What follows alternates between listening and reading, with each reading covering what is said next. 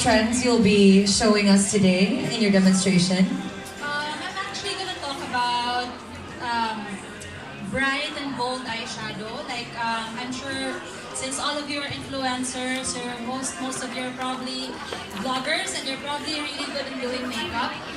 But I'm going to share how I would probably do a bold eyeshadow, how to mix it with, how to properly use shimmer eyeshadow, and then how to make the brows look naturally fuller.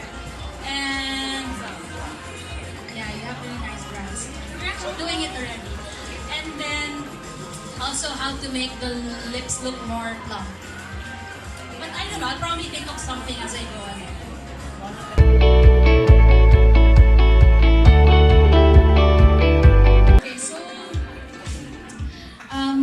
I kind of prepared her skin already. I initially sprayed it with this SAKURA Bloom. It's actually it's a hydrating mist that I really like because it naturally hydrates the skin. So when I do makeup, I don't know, for some people who actually know me, I think the way I normally do makeup is parang na-branded ko as game of fresh and light because personally that's my own preference. So when I started back in 1999, there wasn't so much people, wala pa kayo actually girls who did makeup in Manila. So Even until now, di ba? actually Very now, there's more. in Manila there's a lot of female makeup artists. But the reason why I specified like female because I think I was one of the first who really preferred doing natural makeup. Like, when I would do brides, I would really prefer na kita ilang skin. And then back in 1999, really pa kayo siya uso. Because like most people would normally think na if you do that kind of makeup, you're not actually doing makeup because it's very light. So, because they're probably used to like wearing the full makeup, diba, coming from the 90s. So, you know, you see a lot of bold colors on the eyes, bold colors on the lips, ang contour, when you say contour din siya. So, I think I was one of the first few women na nag-start o chemo, you know, like makita ang skin. So, that's why maybe because of word of mouth, nag-start na sila, they started liking na oh, it's nice pala to wear makeup na not so thick. So here, I'm gonna show with you how I normally would do it. Before, back in the day, mabuhir ako o tinted moisturizer. I would actually live with that for the whole day. And then people will usually compliment na parang, how do you maintain your skin? But it's actually the moisture of the tinted moisturizer that I use that makes the skin look glowing all throughout. So, for me, one way to achieve that is properly hydrate your skin with a really good facial mist. Something that has really good hydrating power. So after that, I actually added this cream. It's also from the hydrating line. It's called Clear MEGA-HYDRATING Cream from Shiseido. So I usually put that after the spray. One tip for those who want to usually layer on skincare, I think for me it works best if you start with the thinnest layer, like this. The thinnest layer kasi, it's the fastest one to be absorbed by the skin. So after, you know, a few seconds na ma-absorb na siya, you add the either cream or the serum or whatever you prefer. And then for me, I prefer it to be more like medyo dewy siya because I feel that it gives out a healthier glow. So here with Faith's skin, actually Faith has really nice skin. So I just want to compliment it by just massaging, just the right amount. If you want to emulsify your skin, emulsify meaning imagine siya ipa-seep through your skin, you give it some time to be absorbed. Okay, that's one of the, I don't know if most of you, are any of you familiar with the glass skin or the dewy makeup? I'm sure you all have your own styles, but for today, this is what we're gonna do. Okay, so you massage it properly. So when it's dry, this is actually one technique para dili mag-cake. Like if most of you ask how not to make the foundation or the base cakey, I suggest to make it like really moist and supple. So ma-feel na din mo siya that it's not that greasy ang feel anymore. You can start on with the primer. The primer, you usually find different kinds of primers. You have primers for oily skin, for dry skin. You have to find the best one that will suit your skin type. I suggest not to overdo the primer because if you overdo the primer, even if it says it's waterproof or even if it says even if it's the best type for your skin, for your skin type, in time it will all melt. Okay, because we live in a humid country, so whatever primer you have, for sure it will definitely all melt down after. So if you make it too thick, then you'll see a lot of primer and foundation melting away with it also. So I suggest that you put just the right amount. Okay, so there we go with the primer, and then I'm going to try this True Match L'Oreal foundation. I normally, let's say if I'm not so sure about the foundation, what I normally do is I mix 2 to 3 colors. 2 to 3 colors, just so I sort of make sure that I cover all shades. So normally, para you create a seamless canvas, I would normally mix. And then, I don't know if any of you noticed, like nowadays, the foundation, it's not that you don't look so in the now if you wear too much foundation. I mean, that's my opinion. And that's how our clients would normally ask for, like they would normally ask for skin looking foundation, or like I'm sure you've noticed some people say they're not wearing any foundation but they're actually wearing, but they're just faking the no foundation look.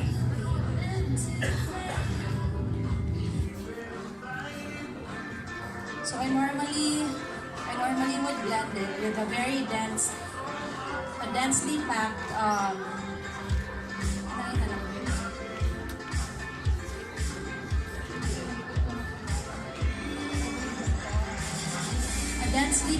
brush, just to make sure that I blend it out to the skin properly. For me, the best way is to apply if you can see, I really put the least foundation na pwede because she really needs it the least naman because she has really nice skin. But for the event's purpose, I decided to just create this blend for her. Grabe, no? Her skin looks like, the foundation looks like skin now. Yeah. So it's really important. Sometimes before, I would really take time in blending out the foundation. Because I think that's the best way na ma-compliment yung face. It's, parang if someone compliments her na yung face because of the makeup, feeling na ko, it's mostly because the foundation is blended out properly. Like if someone says, "Wapa kay kasi imong makeup" or "Indot imong makeup," I see it differently. For me, mas complimenting ang "Wapa ka sa makeup" rather than absolutely. Because then when they say nga kanang "Nagwapa ka sa makeup," meaning nakita nila yung makeup, di ba? Yeah, makeup, para wala, I didn't bring out the beauty of the person. Oh. But now it looks just like her skin. Yeah. Amazing. And then, I'm just gonna put just a little, just on the parts na There's a little shadow. And this product now is It's from Maybelline. Maybelline. Yeah. She doesn't really need so much, but I just want to parang brighten her And under when is eyes. that, are you setting it now? Or Not yet. is this concealer? It's actually the concealer. Wow. But she doesn't really need so much eh. That's a new hack. I'm gonna try that. I actually sometimes if you have some facial serums or serum or a facial oil or whatever skincare that you use, you can also mix it with your foundation to make it. Diba, like, yeah, I'm sure you can find foundations that are like satin or meant for dry skin. That's one way of sort of DIY. You add your own like facial oil to your foundation. So you mix it before applying it to your face. So it's kind of like you're creating a second layer of skin. Yes. Because it's thinning out, tapos it doesn't really cover all those like things that make your skin look real. Yeah, I mean, it's still nice to wear the full coverage dun na foundation, but like if you have really nice skin, why do you have to hide it, diba? If confident na ka sa iyong skin. After this, just to make her look a bit flushed, I think that's one way of, you know, even if you say that it's not really a part of the complexion makeup, having flushed skin makes your face look instantly bright, diba? So with this kind of look, actually you're good to go, diba? And if you think about it, pwede na ka mag-SMC side with this kind of makeup. And is that a tint you're using or a cream? Yes, it's actually from Body Shop. It's a cream-based lip and cheek tint. Amazing. So there, actually if you think about it, she has a little bit of look. Anyway, so I am actually setting it with a very light layer of loose powder, just so in the portions that I will be touching as I go on with the makeup, it doesn't go away fast. Now there's this common misconception. I think it's a misconception. I'm not sure. Yes. But the amount of powder you use to set your skin, is it relative to the kind of skin you have, or like maybe oily or dry for less? Especially when we get sweaty a lot. Yes, but I think too much powder will make your makeup look more cakey and dull it does and look flat. strange. Yeah. Diba? Especially now, like, I think most of us we really like taking, well, ako not so much, but you know, most people like taking selfies, diba? So I think you also have to consider the makeup, how it looks like in the camera. So sometimes, wearing too much powder tends to make your face look flat. Of course, you don't want that, diba? You want your makeup to look more 3D and there's more depth to it. Yes, be real. So like this, if you see, I'm not wearing, I didn't put so much powder, just whatever's on my brush. Is this translucent? Yes, it's translucent from Eliana. Sometimes I like using the cream contour, but I didn't find any. Pero actually, you can use it just where you put the powder contour, but just make sure you blend it really well. Just So you don't really need you that usually- much contour. Not so much. Like, especially kasi, if you wear it like, you know, on a daily basis, I suggest not to wear too much contour because sometimes you end up looking funny. Di ba, kung mag-side view ka na, kay line din. And then, sometimes the contouring actually, that we see, the tutorials that we see, they really look good in pictures or in video. Just put the right amount. And also underneath the chin. Diba? Yes, but ako talaga, I normally suggest adding bit by bit. Don't put it all at once and then blend, you know. Just keep on adding. I think it's always best to keep adding rather than put a lot and then you have to erase it because you overdid it, di ba? What I'm gonna do is use it as an eye makeup base. Oh, so this is one of those famous makeup trends where the eyeshadow is glittery and dewy. Yes, but sometimes this this kind of formulation. This kind of formulation actually really looks nice in pictures. But, syempre, if you wear it all throughout the day, you'll end up finding it to be creased out or mag-stain siya because this kind of makeup doesn't really stay that long unless you're in a really cold place. Like sometimes in Korea, diba? That's why they look really, really nice wearing dewy and creamy eyeshadow. Like, I don't even think that they wear powder at all. What I'm gonna do next, since we're Gorgeous palette you have here. yeah, it's from BYS. From BYS. Once again, all the products we're using today can be found at here in the SM Beauty Store. So just walk around later on. If you see something you like, don't worry, you can get it right away. Or maybe you can win it if you play a game. So what color is this you're applying on? I'm actually using this parang orangey peach toned na shimmer as the base for the eyeshadow. But if you notice, I'm not going all the way up to the eyebrows. I'm only putting it until the crease or the socket of the eyes. Because I'm gonna do Such a something pretty very... color. Can you see the shimmer? Yeah, I can see it. So this is on top of the highlighter stick that you use earlier. Yeah, sometimes the powder sticks faster and it stays longer if there's a cream-based product under it. It really shows through, no? Like, you can really see it shimmering. So can you see the shimmer? Yes. Okay, that's my first layer of eyeshadow. That's so pretty.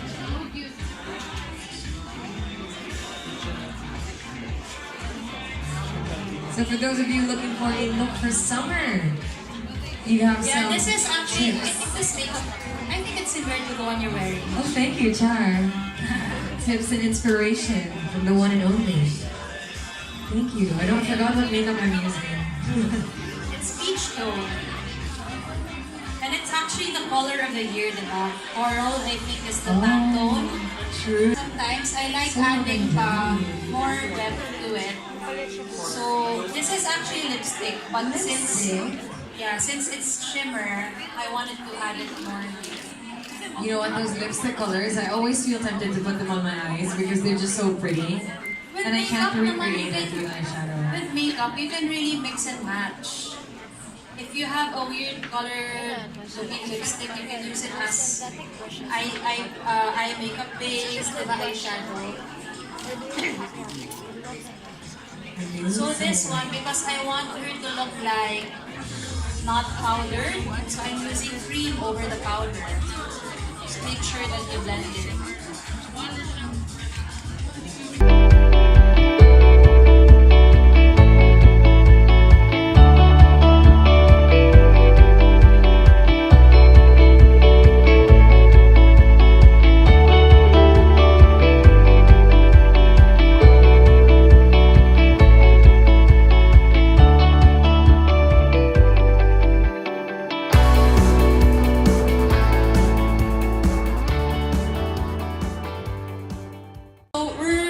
I actually pre-curled her lashes already, so now I'm just enforcing it with mascara.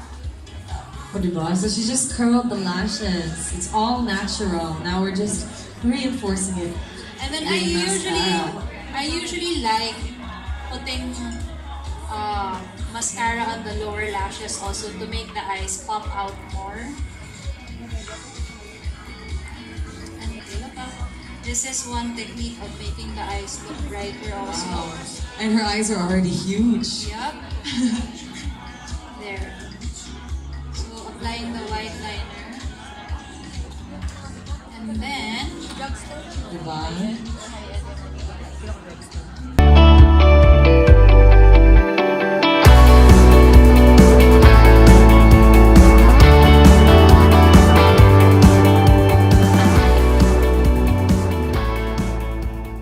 a new way of doing the eyebrows, because I think naman it can really be a, it can stay.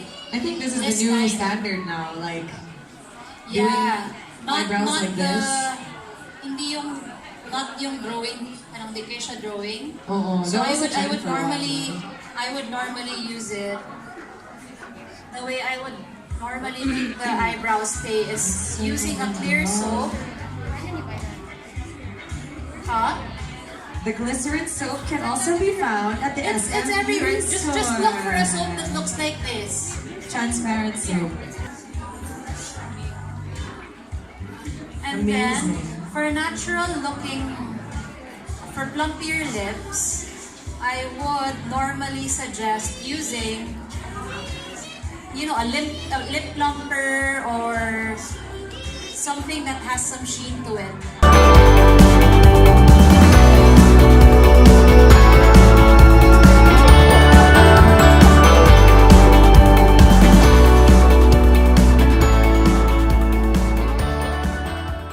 Normally suggest not to put it all over the lips, so just put it on the part where the light would normally hit, so which is like this one is supposed to be the highest point of the lips. Is that the cloudy effect? Yes. So maganda. And then if you wear that, don't blunt it na after if you want it to look more glass looking. Amazing. Adding the final touches now.